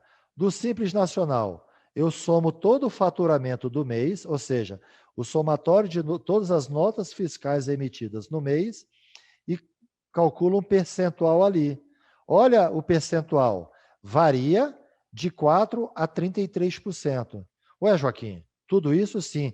Lembra que eu falei que começa em 4% e 360 mil de faturamento ano? Mas à medida que você vai crescendo, 480 mil ano, 600 mil até 4 milhões e 800, você vai pagar até 33%. Então, ao longo do ano, a sua alíquota pode variar de 4% e vai crescendo a cada mês, a cada trimestre e assim vai. Ok? Importante frisar que o PIS e o COFINS, no caso do Simples Nacional, já está aqui dentro desse percentual. No caso do lucro presumido, qual é a base de cálculo? Olha que interessante. No lucro presumido, lembra que eu falei que o governo diz assim, olha, você design de interiores, você que é prestador de serviço, 32% do teu faturamento é lucro. Se eu faturei 30 mil reais, vou falar 10 mil para facilitar, 3.200 é lucro. Em cima de 3.200, você vai pagar 25% de imposto. Em cima do 3.200, aí já pode fazer a continha aí no celular, gente. Vai pagar 9% em cima do 32% e vai pagar 3,65 em cima do faturamento. Lembra? Varia de 11% a 16% em cima do faturamento. E no lucro real? Eu vou pagar da mesma maneira, 25% de imposto de renda e 9% de contribuição social em cima do lucro. Ah, eu faturei 100 mil, mas meu lucro foi 10. Eu vou pagar em cima de 10. Meu lucro foi 50, eu vou pagar em cima de 50. Foi prejuízo, Joaquim. Eu não pago imposto de renda, eu não pago contribuição social. Beleza? Tá claro isso, gente? Numa empresa onde uma Eireli e outra sociedade limitada unipessoal, melhor empresa comum ser aberta em cima dos dois CPFs ou em cima dos dois CNPJ? Se você for optar para ser simples nacional, não pode se juntar dois CNPJ. Ok? Tem que ser CPF.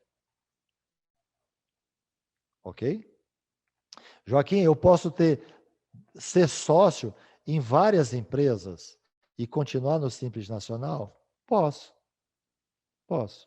Desde que o somatório de todas as empresas onde você é sócio não ultrapasse 4 milhões e 800 mil por ano.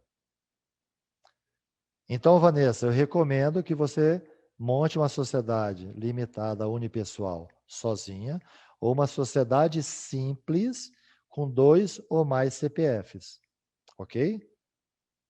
Agora, você como Eireli, seu CNPJ, não pode ser sócio com o CPF de alguém. Você pode manter a sua Eireli aqui só sua e pode ser sócia numa sociedade simples com outra pessoa naturalmente, ok? Até aí tranquilo, gente? Coloca para mim, tá ficando claro? Tá dando para entender? Eu sei que é muita informação, muita informação. Beleza. Seu marido fica com Meirelli e você pode ser uma SLU. Joaquim, mas meu marido também é design de interiores e ele quer ser meu sócio. Aí o que eu faço? Eu abro, já que eu vou abrir uma SLU, eu abro uma sociedade simples limitada, já que os dois são design de interiores. E ele continua com o CNPJ de Eireli. Qual é a desvantagem de ficar nessas duas situações? Ele paga um contador aqui na Eireli e ele paga outro contador aqui junto contigo. Tá? Ele pode baixar a Eireli e ser teu sócio na sociedade simples. E aí você tem o custo de apenas um contador. Ok? Obrigado, Dani. Ok? Olha lá, vamos botar números. Talvez fique mais fácil. 3 empresas com o mesmo faturamento. Olha lá, gente. Mesmo faturamento. Mesmas despesas de salário, prolabore. As 3 empresas do mesmo segmento, 3 empresas de design de interiores, com esse faturamento ano e com esse volume de despesas. Qual seria melhor para elas? Olha lá. Fica claro para vocês que o melhor ela teve um lucro de 276 mil, todas elas. Mesmo faturamento, mesmas despesas, mesmos lucros. Quanto cada uma pagou de imposto? No Simples Nacional, essa primeira empresa pagou 91.200. Já pelo lucro presumido, pagou 179 mil. Já no lucro real, 154.800. Então, qual seria o melhor para mim, Joaquim? Qual o melhor regime tributário? Em números, o Simples Nacional hoje te atende muito bem. O Simples Nacional hoje é o melhor para você. Assim ficou mais claro, gente, de visualizar? E aí, você embolsaria, depois de pagos os impostos, 184 mil no primeiro caso, Simples Nacional, apenas 96, olha lá, metade, e 2/3 apenas do segundo. Tranquilo aí? Ficou claro isso aqui, gente?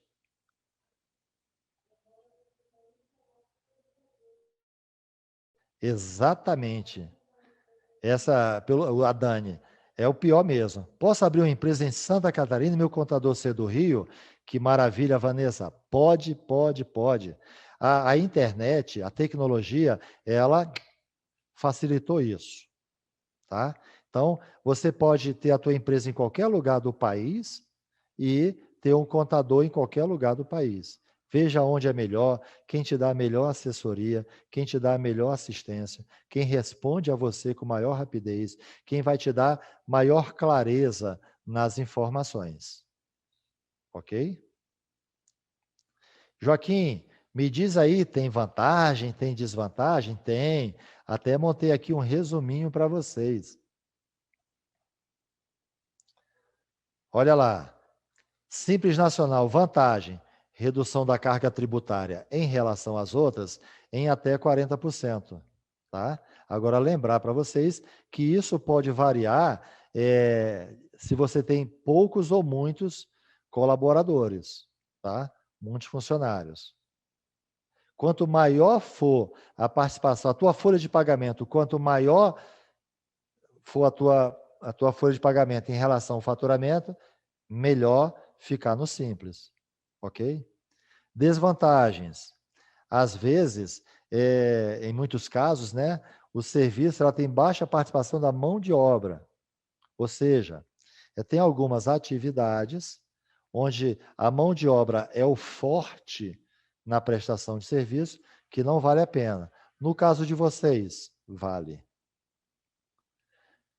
E tem mais, outra vantagem, tem menos burocracia do que as outras. Menos burocracia. Desvantagem. Você tendo lucro ou não, ou seja, tendo lucro ou tendo prejuízo, você vai pagar o imposto. O imposto é definitivo. Por quê? Porque você paga em cima do seu faturamento, do total das notas fiscais emitidas naquele mês. E a vantagem do lucro real? A principal vantagem é que você só vai pagar imposto de renda e contribuição social se realmente tiver lucro. Teve lucro, paga imposto de renda e contribuição social. Não teve lucro, não paga. E a desvantagem é uma burocracia danada. Ou seja, todas as despesas, todos os custos, você tem que comprovar. Toda a tua movimentação de dinheiro na tua conta bancária, no caixinha da empresa, tem que ser comprovada através de comprovantes idôneos. Nota fiscal, cupom fiscal, contratos de prestação de serviço entre as partes, e assim vai. Existe uma lupa muito maior, uma cobrança muito maior, uma fiscalização muito maior para esse tipo de tributação pela Receita Federal. E no caso do lucro presumido, a facilidade, porque você tem um percentual já pré-definido de lucro e paga o imposto em cima daquele lucro. Voltando a dizer, tendo lucro ou não, você vai pagar. Por quê? Porque ele já presumiu que você, 32% do seu faturamento é lucro. E se eu fosse uma loja de material de construção, 8% do seu faturamento é lucro. Tá? Então, esses percentuais, essa base de cálculo varia em relação ao teu tipo de negócio. Por exemplo, vocês podem entrar em portaltributário.com.br e você vê lá esse detalhamento de Simples Nacional, presumido e real, as alíquotas, uma tabelinha bem definida. Você pode entrar também no site do sebraerj.com.br, que você vai ter lá essa informação detalhada. Ok? Vou seguir adiante, hein, pessoal? Joaquim, estou montando um negócio, acredito, né, que eu preciso atender algumas características fundamentais, né, para a minha contabilidade. Então, é importante eu conhecer. Eu não preciso ser especialista, mas eu preciso conhecer isso que vocês aprenderam agora. O que é o Simples Nacional, o que é o presumido, o que é o real, incide em cima de quê, qual é a alíquota. Por que eu preciso saber disso? Até para que eu possa pedir ao meu contador a si mesmo. Olha só, meu contador, você vai... Me manda a memória de cálculo, eu preciso entender em cima de que eu estou pagando.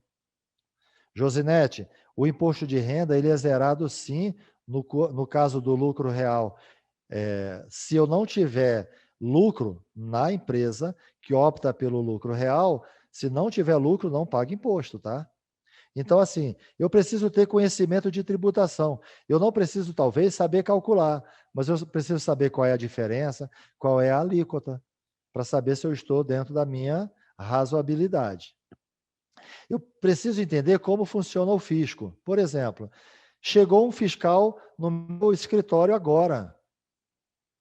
E aí ele começa a me exigir um monte de coisa. O que eu tenho que apresentar para ele? Primeiro eu preciso saber que ele tem que se identificar para mim, dizer qual é o objetivo da fiscalização e eu posso dizer para ele, olha, toda a minha documentação não se encontra comigo, está com o meu contador. O senhor deixa uma notificação e aí você tem até 30 dias para atender o fisco.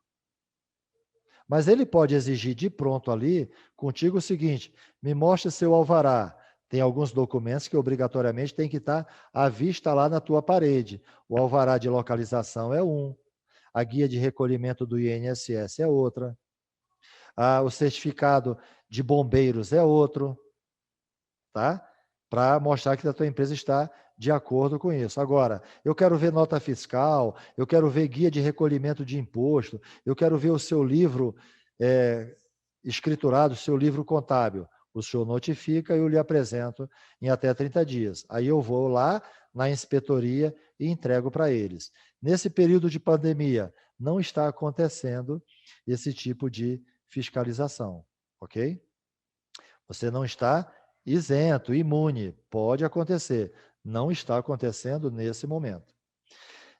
Preciso saber lidar, como funciona e como lidar com ele. Eu não tenho que chegar, a empresa é minha, quem manda sou eu. Não. Eu vou, como eu falei agora, o senhor se apresenta, eu sou o empresário.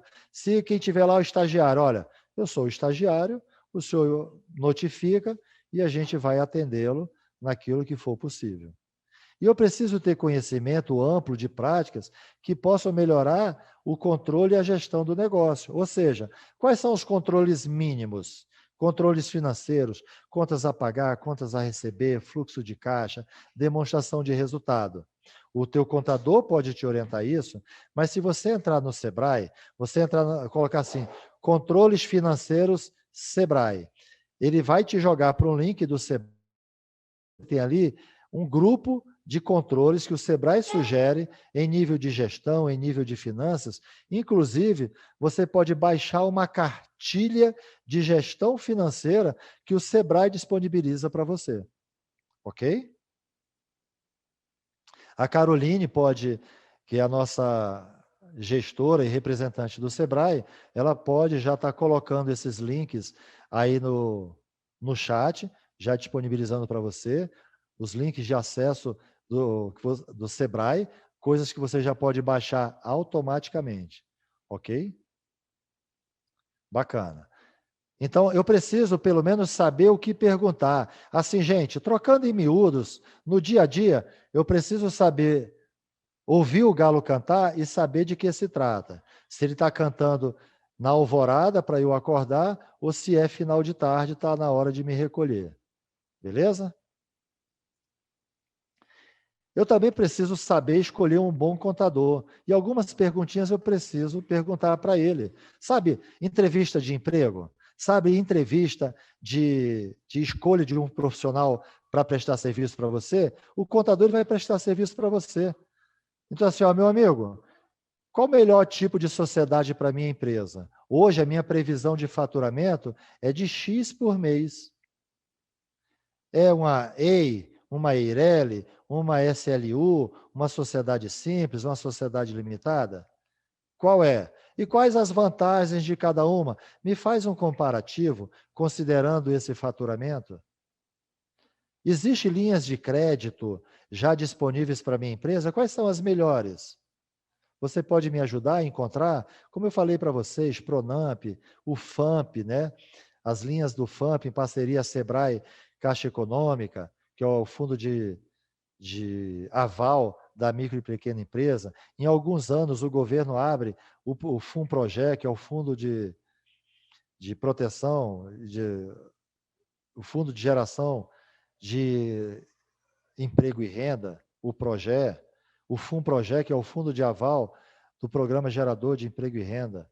Eu vou perguntar para ele como que você pode me auxiliar, inclusive planejar e ajudar nas questões trabalhistas, elaboração da folha de pagamento, emissão de contra-cheque, e se eu quero contratar, demitir, o passo a passo para isso. Quais são os registros necessários e os métodos para que eu venha participar de uma licitação? As certidões negativas, eu preciso estar devidamente, não apenas legalizado, mas apresentar algumas certidões. Você me ajudaria nos controles financeiros, no fluxo de caixa? Você pode me ensinar sobre alguns termos contábeis? Você pode ser um mentor, um conselheiro para a minha empresa? Que termos contábeis? Receita, faturamento, tributação, cálculo de imposto, base de cálculo, custo fixo, custo variável. O que é isso? E aí é importante você entender, ok? Outras coisas, e aí já é obrigação dele, você contratou ele precisa saber preencher e arquivar todos os documentos legais da tua empresa. Ele pode até dizer assim, fulano, você pode baixar esses documentos já em PDF e já criar um arquivo na tua empresa. E você manda o arquivo digitalizado. Não precisa o documento físico, não precisa baixar em PDF e imprimir, ok? Ele precisa, e você também, cobra dele, que a sua empresa esteja em conformidade com todas as leis fiscais, o alvará, a legalização, o registro do contrato social, as guias de recolhimento, as declarações de imposto de renda que ele precisa fazer anual, o SPED contábil, o SPED fiscal, todas as informações que mensalmente ele tem que apresentar para a Receita Federal, Estadual e Municipal, quando for o caso. Ele elaborar e enviar as declarações. Manter o registro da empresa, sempre em conformidade com as exigências. Tá? Olha lá, o endereço do Sebrae, onde você vai encontrar aqueles controles financeiros. É só entrar lá e baixar, gente. Olha, vocês vão ter lá uma gama de controles. Coisa muito bacana. É isso mesmo, Dani. É esse aí. Clica aí, você vai ver. Fluxo de caixa, controles financeiros de contas a receber, contas a pagar, uma dúzia deles. Inclusive a cartilha que eu te falei. Aí a Vanessa, e se minha empresa SLU decide fazer um serviço de arquitetura junto com outra empresa que é SS, eu teria que contratar essa empresa? Sim. Você não precisa contratar, você vai fazer um contrato de prestação de serviço. Eu estou contratando a sociedade simples para prestar serviço para mim. Isso é legal, tá, gente? Isso é natural. Assim como o escritório de contabilidade, você contrata um contador para fazer a tua contabilidade, o contador pode contratar você para dar uma roupagem no escritório dele, fazer um projeto, né, botar o escritório dele lindo, e não apenas umas 4 paredes só para amontoar arquivos contábeis, tá? Você dá graça ao escritório contábil. E, por fim, o contador é ele quem manipula, prepara, elabora as folhas de pagamento do teu funcionário, assim como recolhe todos os encargos sociais sobre a folha de pagamento. Na verdade, ele calcula e emite a guia. Uma dica: responsabilidade do recolhimento é do dono. Eu vou mandar o dinheiro vou fazer um Pix para a conta do meu contador e ele paga tudo lá. Não façam isso. Nunca, nunca. Recebam a guia, né? Peça a ele a guia e pague. Você pode até já deixar isso pré-agendado junto ao teu banco. Ok? Importante. Tudo que o teu contador mandar para você, você pede a ele o protocolo de envio. Assim como tudo aquilo que você mandar para ele, mesmo que eletrônico, o teu protocolo de envio para ele. Tá? Outra coisa, por exemplo, ele precisa emitir mensalmente, enviar para a Receita Federal o SPED contábil, o SPED fiscal. Olha, Caixa Econômica, tudo. Olha, manda para mim os protocolos de envio. Joaquim, eu preciso esquentar a cabeça com isso? Sim, é responsabilidade dele manter a tua empresa nas conformidades legais. Mas você vai assumir qualquer responsabilidade se ele atrasar. Quem vai pagar a multa pelo atraso? Ou você vai ter um contrato de prestação de serviço de que a multa é ele quem paga. Ok? Então, assim, a responsabilidade é sua. A Vanessa fala, Joaquim, a minha SLU, beleza, contratar essa empresa. Como seria viável isso perante um cliente de forma que cada empresa fizesse os recolhimentos e faturamento? Olha só, aí, na verdade, eu não estou contratando a outra empresa. Aí eu tenho um contrato pela minha empresa e estou indicando uma outra empresa para fazer um outro serviço. Então, eu tenho um contrato aqui, a empresa da Vanessa, essa SLU com o Sebrae, por exemplo, e essa outra empresa de um amigo meu, que é uma SS, com o Sebrae para prestar o serviço de design de interiores. São 2 contratos distintos. Agora, se eu tenho, quando o Sebrae me contratou e eu estou terceirizando para esse aqui, toda a responsabilidade do imposto é minha. Eu posso até cobrar desse aqui em relação à nota que ele vai me emitir. Mas a minha responsabilidade principal junto ao meu contratante, o tomador do meu serviço, é meu. Independente se eu terceirizei ou não. Ok, gente?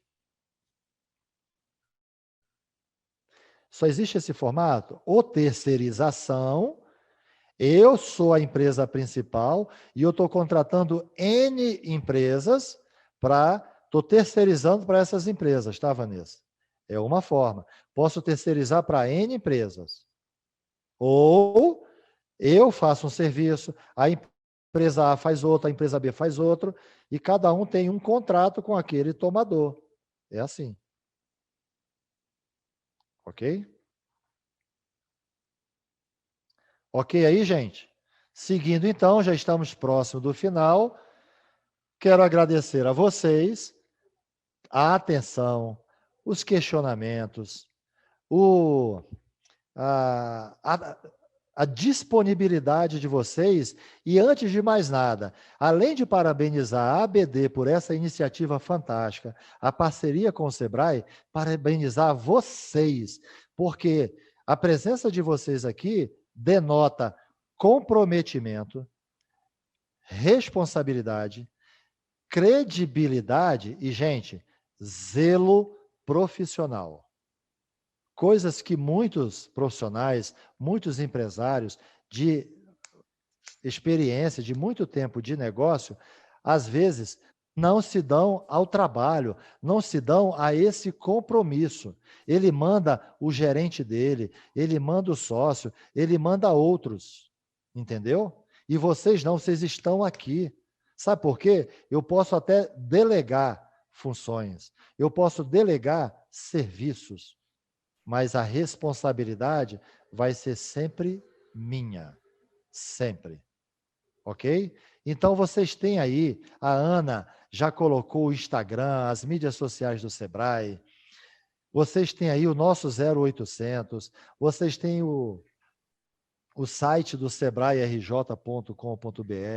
Se você entrar no portal Sebrae, vai ter ali o Sebrae de todos os estados, porque eu vi que tem gente de outros estados aqui, e aí você pode entrar lá e buscar o Sebrae do seu estado, da sua cidade, ok? E assim, através da ABD, através do próprio Sebrae, vocês poderem entrarem lá no portal Sebrae, vocês vão identificar vários cursos gratuitos, inclusive, alguns pagos, outros gratuitos, e alguns que são trabalhados em parceria com a ABD. Então, vê, ABD, o que tem aí para gente? E aí alguém falou assim, qual é o custo de me associar? Troque essa palavra custo. Qual é o meu investimento? Sabe por quê? Porque essa participação